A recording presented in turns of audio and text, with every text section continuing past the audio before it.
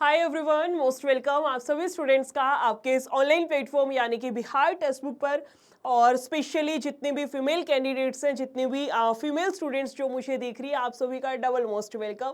क्योंकि आज वाली वीडियो स्पेशली आप लोगों के लिए ही रहने वाली है। लेकिन फिर भी अगर कोई मेल कैंडिडेट भी देख रहे हैं तो हो सकता है आपके घर में आपकी छोटी बहन हो, या फिर उस केस में आप लोग वीडियो को देख सकते हैं, है ना। वीडियो रहेगी मुख्यमंत्री कन्या उत्थान योजना, खुशखबरी 50,000, स्कॉलरशिप 2026, ग्रेजुएशन पास सभी को मिलेंगे 50,000, जल्दी से आवेदन करिए।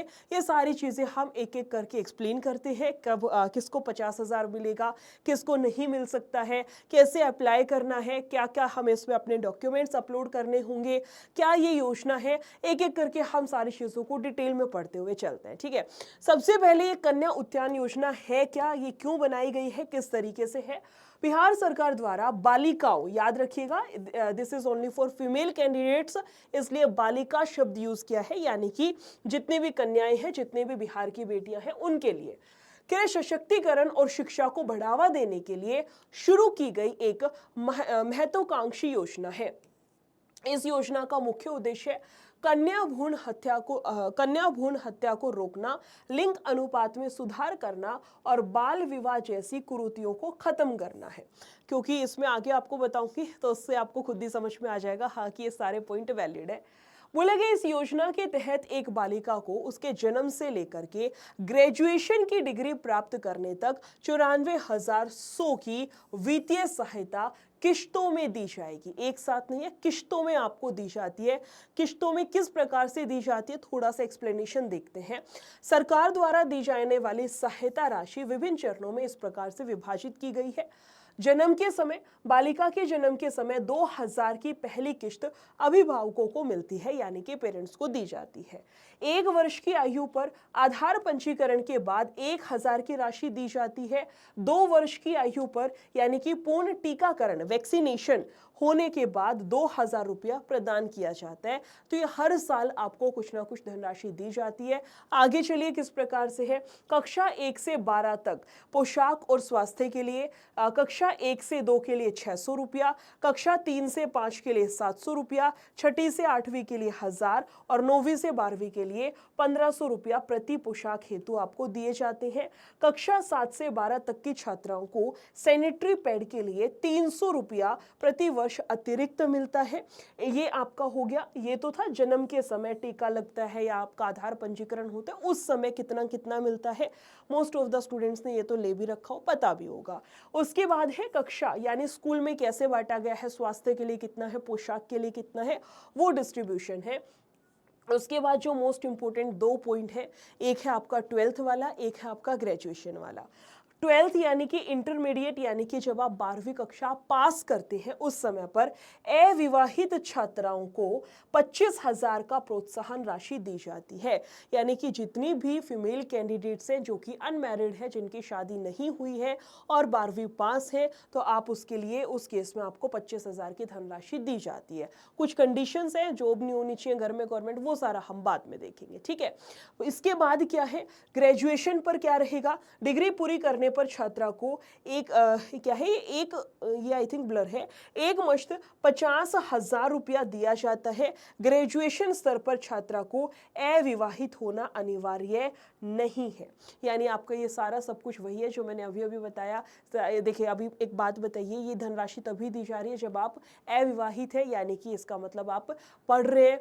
अविवाहित यानी कि आप पढ़ रहे हैं, समझ रहे हो, मतलब आपकी शादी नहीं हुई और आप पढ़ रहे हैं, यानी कि आप एज अ स्टूडेंट हैं, तो कहीं ना कहीं शिक्षा को बढ़ावा देना हो गया। जन्म के समय और ये सारा सब कुछ है, यानी कि भ्रूण हत्या भी हो गई, उसको भी कहीं ना कहीं भ्रूण हत्या वाला केस भी कहीं ना कहीं इसमें इंक्लूड था, तो वो भी आपका परे हो गया।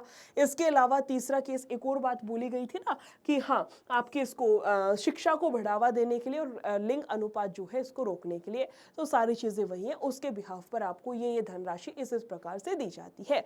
अब मेन जो वीडियो का आधार था कि ग्रेजुएशन बेस पे जो 50,000 दिए जाएंगे उसका क्या प्रोसेस रहेगा, तो उसके लिए कौन कौन एलिजिबल है सबसे पहले सुनिए।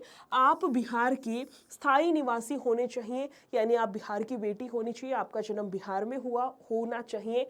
परिवार की अधिकतम 2 बेटियों को ही इस योजना का लाभ मिलता है। मान लो किसी परिवार में 3 बेटियां हैं तो जो बड़े वाली 2 है सिर्फ उन्हीं को ये जो योजना है इसका लाभ मिलता है, तीसरी वाली या चौथे वाली के लिए एप्लीकेबल नहीं होगा, सिर्फ 2 ही बेटियों के लिए है। लाभार्थी के परिवार का कोई सदस्य सरकारी नौकरी में नहीं होना चाहिए। अगर है, जैसे आपके फादर मान लो गवर्नमेंट जॉब में है, तो उस केस में आप एलिजिबल नहीं है। प्रोत्साहन राशि सीधे बैंक खाते में भेजी जाती है, इसलिए छात्रा का बैंक खाता आधार से लिंक होना अनिवार्य है। ये मैं आपको अभी बताने भी वाली थी, अगर नहीं है तो करवा लीजिएगा। आपका आधार लिंक होना बहुत ज़रूरी है, सो दैट आपके अकाउंट में जैसे ही पैसा क्रेडिट हो आपको प्रॉपर मैसेज वगैरह आए, आपको ओटीपी वगैरह होती है जनरेट, सारी चीज़ें आपका स्मूथ हो, कोई भी दिक्कत परेशानी ना हो। आगे चलिए, बोला गया है आपका क्या क्या चाहिएगा इसके लिए। आपका है ग्रेजुएशन की मार्कशीट, फाइनल ईयर या सेमेस्टर की मूल मार्कशीट, मेरे मानो तो सारी ही मार्कशीट रख लीजिएगा। हर एक सेमेस्टर की पूरी ग्रेजुएशन की आपकी मार्कशीट चाहिए होगी, सारे सेम की 6 की 6। इसके अलावा 12वीं की मार्कशीट और इसके अलावा आपकी 10वीं की मार्कशीट। वैसे तो ऑब्वियस है, अगर ग्रेजुएशन की मार्कशीट दिखा रहे हैं मतलब 10वीं 12वीं कर रखी है स्टूडेंट ने, विद्यार्थी ने, लेकिन फिर भी 10वीं 12वीं की मार्कशीट रहेगी। आधार कार्ड आपका होना चाहिए, वो मैंने अभी अभी बताया आपको।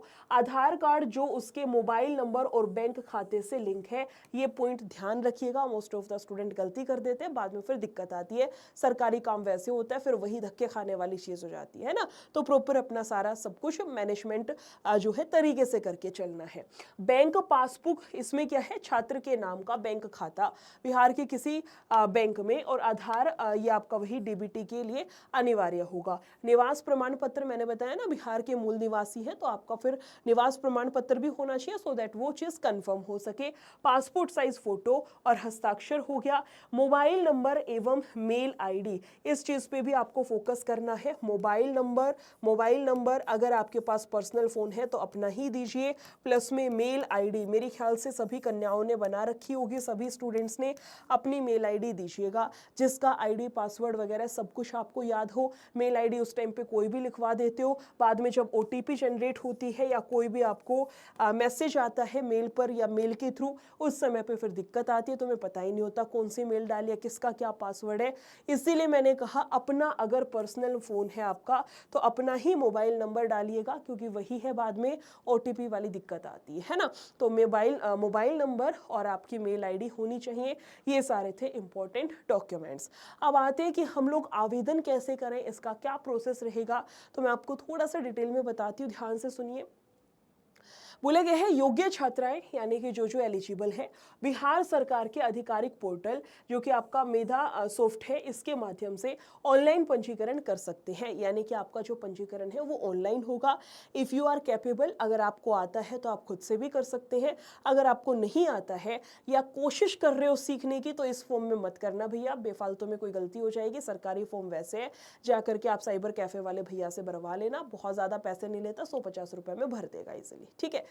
क्या रहेगा इसमें आपका, मई 2026 की रिपोर्ट के अनुसार विश्वविद्यालय को दिसंबर 2025 तक स्नातक उत्तीर्ण छात्राओं का डाटा 15 मई 2026 तक पोर्टल पर अपलोड करने का निर्देश दिया गया है, ताकि 50,000 की प्रोत्साहन राशि का भुगतान किया जा सके। समझना बात को ध्यान से, क्या है कि जितने भी बच्चे 2025 में ग्रेजुएट हुए हैं, पास आउट हुए हैं, उन सभी फीमेल कैंडिडेट्स का डाटा जो आपका विश्वविद्यालय पढ़ता है, आपने जिस कॉलेज से किया वो किसी ना किसी मान्यता प्राप्त विश्वविद्यालय के अंडर आता होगा, उनको जितने भी उनके पास डाटा तो होता ही, जैसे 2025 में कितनी फीमेल कैंडिडेट्स पास आउट हुई है ना, तो डाटा तो रहता ही है। तो उनको वो सारा डाटा जो आपकी ऑफिशियल वेबसाइट है पोर्टल पर अपलोड करना है, उसके लिए इन्होंने 15 मई का समय दिया है। 15 मई 2026 का समय इन्होंने दिया है, यानी कि आज आपकी 8 तो हो ही गई, 7 दिन का लगभग आपके पास में समय है। इसमें खैर आपका कोई काम नहीं है, ये आपकी यूनिवर्सिटी करेगी।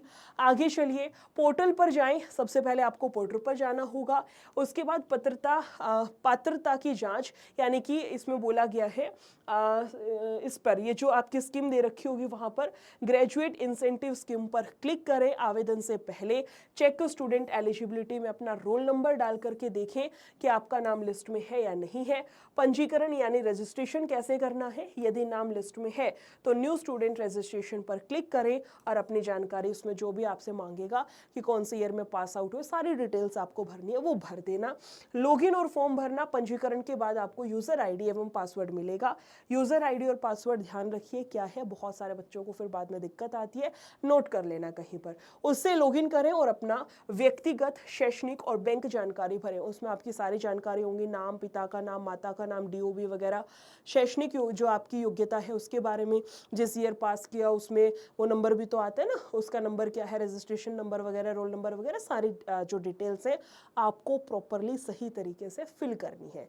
आगे चलिए, दस्तावेज यानी कि डॉक्यूमेंट में ऊपर बताए गए सभी डॉक्यूमेंट जो आपको मैंने अभी बताए थे निर्धारित साइज में अपलोड करते हैं। वहां पर वो मांगेगा कौन से साइज में उसकी फोटो होनी चाहिए, या पीडीएफ है तो किस फॉर्मेट में होनी चाहिए, वो सारा मेंशन कर रखा है, उसी में आपको अपलोड करना है। इसीलिए मैंने बोला अगर नहीं आता है तो सीखने की कोशिश मत करना, इस फॉर्म में एटलीस्ट जा करके भरवाया ना, 150 रुपये में वो भर देगा, कोई दिक्कत नहीं है। यहाँ गलती होगी बाद में पछताओगे, है ना। आगे चलिए, अंतिम आपको लास्ट में सबमिशन जो फाइनलाइज है इस पर क्लिक करना है। बहुत सारे बच्चे मिस आउट कर देते हैं क्लिक करना, बाद में पता चला फॉर्म तो हमारा भरा ही नहीं गया। कोई बहुत ज़्यादा रॉकेट साइंस नहीं है, कुछ नहीं करना। गूगल पर आइए, मेधासॉफ्ट इसमें डालिएगा, पहली ही साइट है खुल जाएगी, इस पर क्लिक करिए। ये सारा आपके सामने है, देखो for university and department login है। फाइनल रिजल्ट पब्लिश बिटवीन 2025 से 22 है। फाइनल रिजल्ट पब्लिश है, ये आपका दूसरा लिंक है, ये आपका तीसरा लिंक है। किसी भी लिंक से आप यहाँ पर क्लिक करके आगे प्रोसीड करिए। बोला गया ये 10th पास का आपका दे रखा है, ये आपका इंटरमीडिएट वाला है और ये आपका ग्रेजुएट वाला है ना। ये थोड़ा सा नीचे आइए, for student registration and login only, ये उसका लिंक दे रखा है। यूनिवर्सिटी और डिपार्टमेंट को जो लॉगिन है उसका दे रखा है। ये ऑफिशियल रिपोर्ट है, ये पूरी आपकी साइट है, जाकर के विजिट भी कर सकते हैं। अगर भरना आता है तो खुद से भर लीजिएगा, ठीक है। अभी के लिए इतना ही रखते हैं, फिर भी कोई डाउट, कोई कंफ्यूजन रह जाए तो आप कॉमेंट में पूछ सकते हैं। वीडियो अच्छी लगी हो शेयर ज़रूर करिएगा, और जितने भी फीमेल कैंडिडेट्स हैं जो भी एलिजिबल हैं इसको फिल ज़रूर कीजिएगा। कोई भी किसी भी तरीके की आपको लापरवाही नहीं बरतनी है ना। क्योंकि मैं फिर रिपीट कर रही हूँ, गवर्नमेंट फॉर्म है, आपको भी पता है एक आध दिक्कत समस्या कहीं हो गई, आपको बहुत घूमना पड़ता है फिर इन चीज़ों के लिए, तो इससे बढ़िया अपना तरीके से हम सारी चीज़ें प्रॉपरली करते हुए चले, ठीक है। फिर मिलेंगे किसी और वीडियो के साथ में। Thank you so much, take care, bye bye.